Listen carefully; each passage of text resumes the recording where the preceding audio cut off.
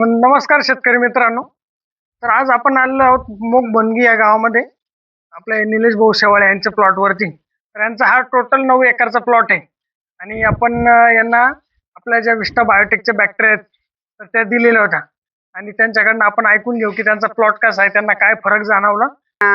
विस्टा biotech कडनं जे बापू भाऊ आपल्याकडे आलेले आहेत हिवरखेड्याहून, तर त्यांच्या म्हणजे किटचे जो वापर केलेला आहे आपण बॅक्टेरियांचा, तर दरवर्षापेक्षा जो मालाची क्वालिटी म्हणजे मालाची शाईन जी बदल दिसतोय त्याच्यात.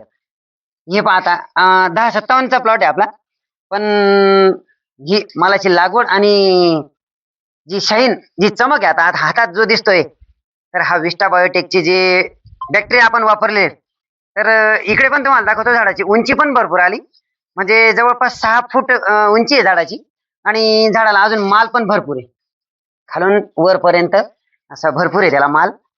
तर दरवर्षापेक्षा म्हणजे जे टेम्परेचर वाढलं त्या टेम्परेचर मध्ये बॅक्टेरियाने जे काम केलं, तर विस्टा बायोटेकचं म्हणजे जे तंत्रज्ञान आहे बॅक्टेरियाचं ते अतिउत्तम आहे आणि प्रत्येक शेतकऱ्यांनी वापरायला म्हणजे हरकत नाही.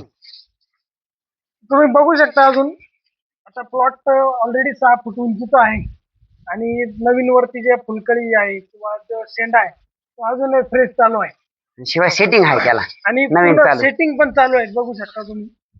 तर हे आपलं विस्टा बायोटेकचे बॅक्टेरिया वापरल्यानंतर अशा पद्धतीचे आपले रिझल्ट आहेत. तर हे बघा, अजून आपण बघू शकता जी आहे मालाची क्वालिटी, आपण टॉप क्वालिटीचा त्यांना माल काढून दिलेला आहे. तुम्ही बघू शकता टोमॅटोची साईज आणि कलर वगैरे चकाकी जी शाईन म्हणतो आपण, तर ती खूप व्यवस्थित झालेली आहे.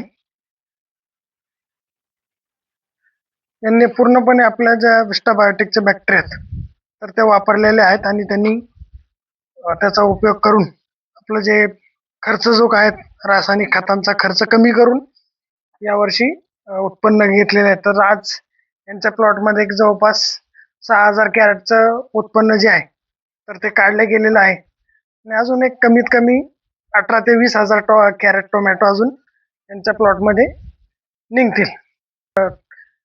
अधिक माहितीसाठी तुम्ही संपर्क करू शकता.